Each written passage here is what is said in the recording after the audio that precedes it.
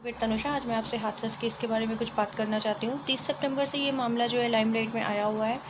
Being a lawyer, being a girl, मैं ये बात करना चाहती हूँ कि वुमेंस कहाँ पे सुरक्षित हैं, लड़कियाँ कहाँ सुरक्षित हैं। और मतलब इस तरीके की लापरवाही तो मैंने पहली बार देखी है यूपी पुलिस की। और एटलीस्ट आप इतने अंधभक्त तो मत बनो, जो सही है उसे सही और जो गलत है उसे गलत कह सको। ऐसा नहीं होता है कि हम जिसकी सरकार है बस उसी की जय जयकार करेंगे। इसमें मैंने लोगों के ओपिनियंस देख रही हूँ कि लोग कह रहे हैं कि रातों रात लाश इसलिए जला दी गई क्योंकि दंगे हो जाते। कोई कह रहा है कि लाश ख़राब हो जाती। अरे भाई, 5-5 दिन तक लाशें रखी जाती है, कि आपके पास ऐसी मशीन नहीं थी आप लाश को रख सको? और दूसरी बात कि आपने किस लॉ में आपने खुद उसकी लाश को जलाया है, वो भी रातों रात, वो भी पेट्रोल छिड़क कर, तेल छिड़क कर, कुछ भी कर कर। गाँव क्यों सील करा आपने, उसका घर क्यों सील किया? क्या रीज़न था इसके पीछे? ये बात बताओ ना आप। कि मतलब आज तक बहुत सारे लोग इंटरप्रिटेशन दे रहे हैं कि यहाँ पे भी रेप हुआ, यहाँ रेप हुआ, बहुत सारे रेप हुए। ये केस इतना हाईलाइटेड क्यों? क्योंकि पुलिस वालों ने किसी केस में ऐसा नहीं करा। और 9 दिन बाद FIR दर्ज की है, 9 दिन बाद, और उसमें सेक्शन 376D क्यों नहीं लगाया? ये सारे सवाल हैं और ये सारे सवाल का जवाब मैं आप लोगों से चाहती हूँ। आप लोग भी समझदार हो, आप लोग बताओ पुलिस ने ऐसा क्यों नहीं किया? दूसरी बात, पुलिस अभी 2013 के बाद, निर्भया केस के बाद अमेंडमेंट हुआ था, क्रिमिनल लॉ अमेंडमेंट। उसमें ये कहा गया था कि विक्टिम का फिजिकल प्लस साइकोलॉजिकल दोनों वो दोनों ट्रीटमेंट किया जाएगा। वो दोनों चीज़ें, मतलब वो हमें एज ए एविडेंस हम यूज़ कर सकते हैं उसका साइकोलॉजिकल क्या उस वक्त था। और दूसरी बात ये, आप ये कह रहे हो ना कि उसमें सेमन नहीं मिले तो वो मतलब वो रेप नहीं है। आफ्टर 9 डेज़ आप FIR दर्ज कर रहे हो, फिर आप 5 दिन बाद आप उसका मतलब मेडिकल करवा रहे हो, फिर आप कह रहे हो सेमन नहीं मिले। यार, बॉडी में सेमन ओनली सिर्फ 5 डेज़ रहते हैं।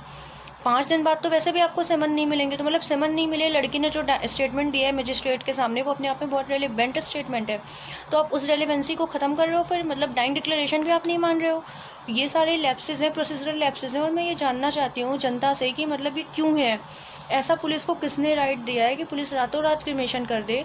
मतलब ये तो हमारा देश ऐसा हो गया ना कि चलती जिंदा लड़की के ऊपर तेजाब फेंका जाता है, मर जाती है लड़की तो उसको तेल डाल के जला दिया जाता है। हमारे फंडामेंटल राइट का वायलेशन है। हिंदू धर्म में कहीं भी ऐसा नहीं कहा गया है कि आप रात को लाश जलाओ।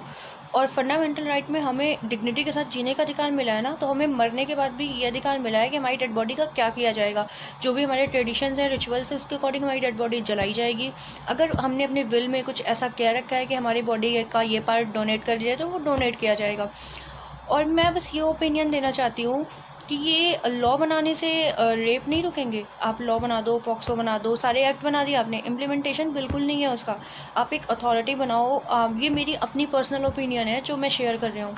आप एक अथॉरिटी बनाओ, जो भी एक छोटा डिस्ट्रिक्ट है, ठीक है, यूपी में बहुत सारे डिस्ट्रिक्ट ऐसे हैं, तो जो भी छोटा डिस्ट्रिक्ट है उसमें हायर अथॉरिटीज़ जो होती हैं, DM, SDM, SP, DSP, SHO, जो भी उसमें हायर अथॉरिटीज़ होती हैं, जिनके हाथ में सारी चीज़ें होती है, पार होती है, आप उन्हें अथॉरिटी बनाओ और उन्हें बोलो कि अगर इस एरिया में ऐसा कुछ होता है तो टर्मिनेशन किया जाएगा, इन्हें हटाया जाएगा। तब तो ये सारी चीज़ें रुकेंगी। और ऐसा तो फिर पुलिस वाले सुपारी लेने लग जाएंगे, एनकाउंटर के नाम पे किसी से भी सुपारी ले लेंगे, किसी का भी एनकाउंटर कर देंगे। विकास दुबे का मैटर ले आती हूँ मैं एक बार। विकास दुबे एक्यूज़ था, बहुत उसने गलत करा, सब कुछ सही था, उसे आपने उसका एनकाउंटर कर दिया, ठीक है, इट्स ओके। आपने कौन से कानून के अंदर उसका घर तोड़ा? कौन सा लॉ ऐसा कहता है किसी भी एक्यूज़ का आप घर तोड़ दो? है ना? तो ये सारी चीज़ें हैं। इतना अंधभक्त बनने की ज़रूरत नहीं है, चीज़ों को आंखें खोलकर देखने की ज़रूरत है, आंखें खोलकर समझने की ज़रूरत है। मेरे यूपी पुलिस से कुछ सवाल है, मेरी जनता से।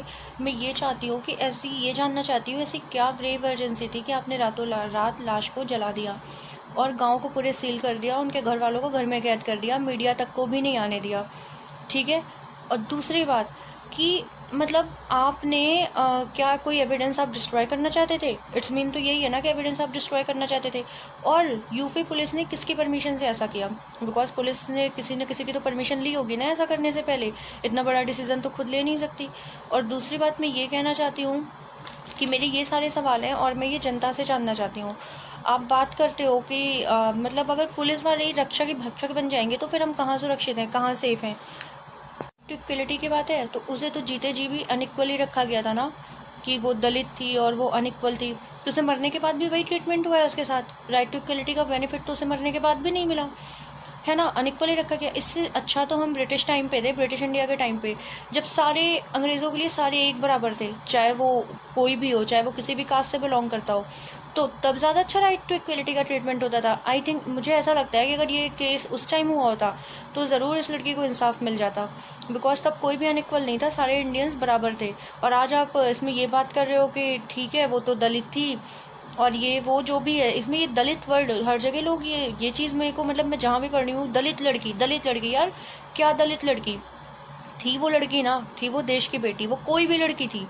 तो दलित वर्ड यूज़ करना तो ये भी तो बहुत गलत है। आप कास्टिज्म को बढ़ावा दे रहे हो कि मतलब एक बार आप उसके लिए सिंपैथी भी दिखा रहे हो और फिर आप कह रहे हो दलित लड़की, दलित बहन मनीषा, ये बहुत गलत चीज़ें हैं। आप मतलब सपोर्ट करो तो फिर जो गलत है गलत बोलो, जो सही है वो सही बोलो, और इतने अंधभक्त मत बनो कि सरकार की हर चीज़ हाँ में हाँ मिलाओ।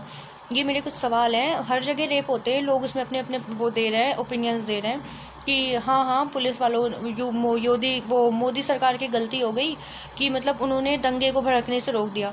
दंगे क्यों हो जाते? आपके पास इतना वो नहीं था, आप दंगे रोक सको। आप रातों रात लाश जला सकते हो, लेकिन आप दंगे नहीं रोक सकते हो, ठीक है। और पुलिस वालों ने कौन से लॉ के अंदर ऐसा करा है, बस ये मुझे जानना है।